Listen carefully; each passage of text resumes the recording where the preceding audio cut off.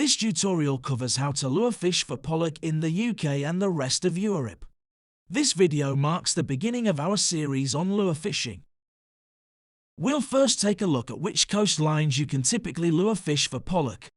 We'll then cover the ideal conditions required, as well as where we should be looking to cast our lures for maximum effect. We'll then take a look at our overall tackle setup, as well as the types of lure that will typically be most suitable. So where can they be found? In the UK they are found around the entire British Isles, but are found in better number and size along the western and southern coastal stretches. On the continent they are found in good numbers along the western and southern Norway coast, as well as around France down to the Bay of Biscay. They can also be found in good numbers around the coasts of Iceland. In smaller numbers they can be found along the Spanish and Portuguese coasts, as well as the Baltic Sea and the coasts of northern Norway. So what would be ideal conditions for pollock? The season for pollock can start as early as May, when they usually return from spawning, though due to gradual temperature changes they can sometimes now return as late as June. Their numbers will gradually increase throughout the summer months. When September hits, the larger, more specimen-sized pollock will begin moving inshore as they follow the bait fish of which they feed on. The numbers of specimen-sized fish inshore will typically peak around October to November. By the time late winter arrives around February, the fish will then leave offshore to spawn in deeper waters.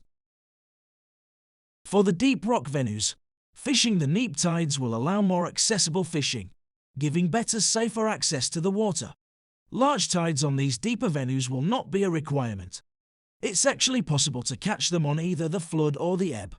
They can fish around the slacker tidal periods around low and high, but they do prefer some tidal current running, so the hours either side of the halfway point of the flood and the hours either side of the halfway point of the ebb are typically ideal.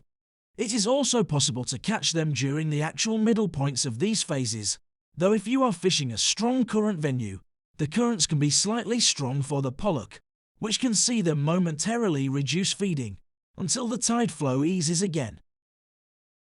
For the shallower venues such as your typical man-made structures, like piers and breakwaters, fishing the larger tides is possible.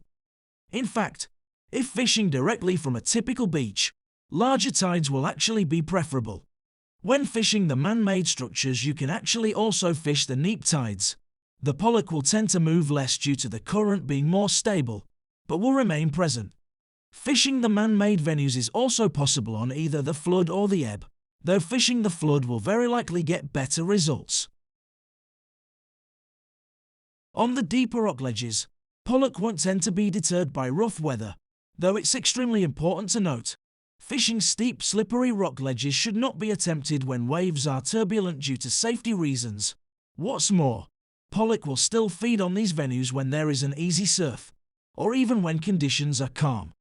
If there has been a large storm with very heavy wave action, it can sometimes cause the pollock to move offshore for a period of days before they return again. As the water will be deep, it is very possible to fish for them even when skies are clear, but sticking to the deeper water will be a wise choice.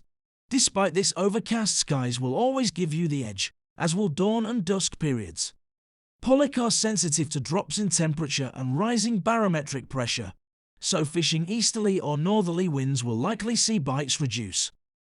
So where should we be casting our lures? As mentioned, during the brighter, clearer skies, especially when water conditions are clear, casting in sections of deeper water can give you greater success. When finding deep points to cast into, look for areas where the seabed isn't as visible, as this is where the light fails to reach.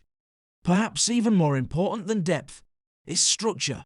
Pollock love any structure to hunt and hide amongst. As deep water rock ledge venues are constantly covered by tide, reading the water for signs of structure is a brilliant approach to use. This is best done in calmer wave conditions, ideally when there is some tidal current running, such as during the periods mentioned in previous sections. When reading the water, look for swirls on the surface. Also look for areas of calm, flat water that otherwise has choppy, rough water around it. These are two types of surface disturbance that show that underwater structure is present. It's important to note, though, that the flow of the current will slightly drift these surface disturbances down tide from the original underwater structure that made them. So casting just up tide from these surface disturbances is key.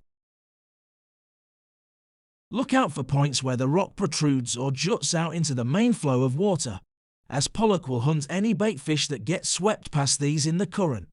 Also keep an eye out for areas where the current will bottleneck between the main coast and any small islands or large rocks, as bait fish will also get swept through, and the Pollock will pick up fish on the other side.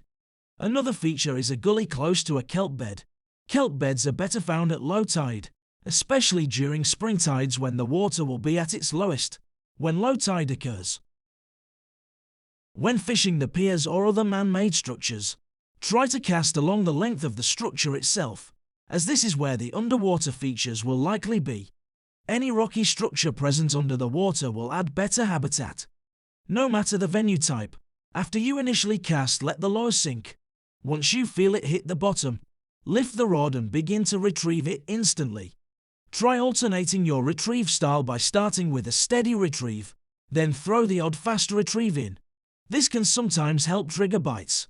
Bites will often occur when the lure is halfway back and climbing up through the water level faster as a result, but ultimately bites can occur at any point. So be ready. When you feel sudden tension on the line, keep some pressure on the rod and keep winding to prevent the Pollock diving down into a snag. The question now is, what would be a sensible setup for tackle? The first setup we'll describe will be the slightly lighter setup for fishing the man-made structures where the seabed and average fish size is more forgiving. Fishing light gives more sport and can allow you to fish more safely on potentially crowded piers. A light spinning rod that casts between 1 to 2 ounces is all that's required. Going for a short rod will also give you maximum casting room. Be sure to pick a smaller sized reel to match. Main line of either mono or braid that is 15 pounds breaking strain is ideal. To this, a fluorocarbon leader that matches the main line in strength can be tied. This will flow from the reel all the way through the drill weight and bead at the top part of the rig, and will be tied to the top eye of the swivel. For the snood, we'll again use fluorocarbon, but drop to a 12 pounds breaking strain. This will help ensure that we can retrieve the top part of the rig if the hook snags. The length should be at the very minimum, 3 to 4 feet. This ensures there is minimal chance of the Pollock being distracted or spooked by the top part of the rig, and helps the lure to move more naturally.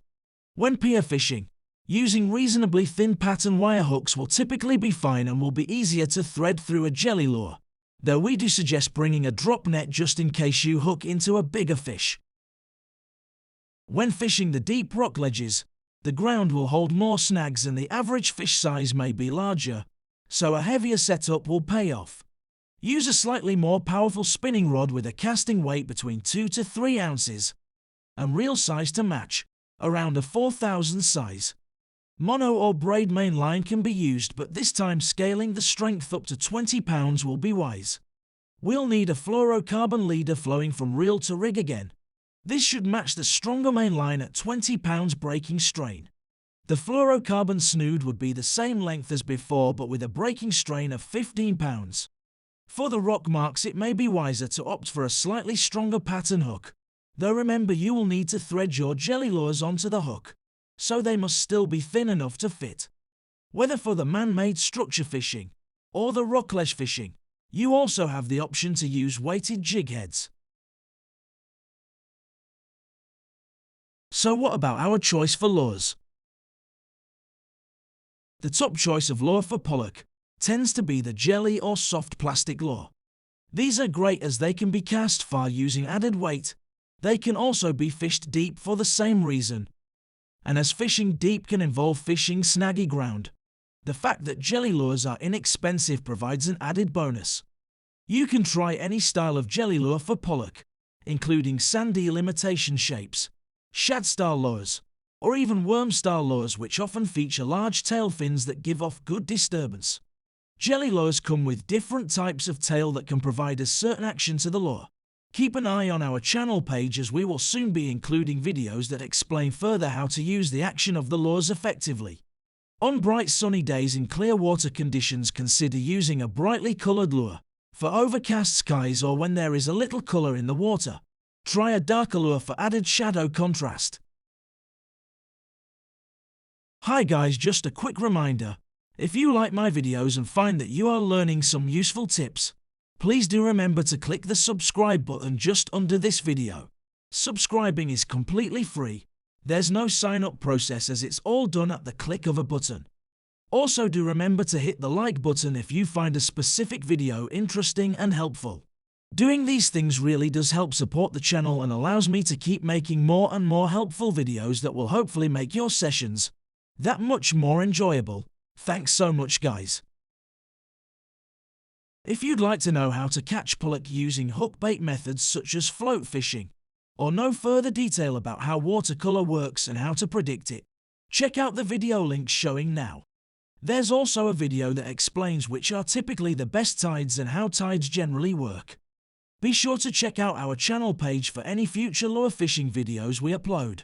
There's also videos on how to catch other species, as well as using tackle and other skills to land your next PB. Simply click the channel name under the video window to have a browse. See you again soon.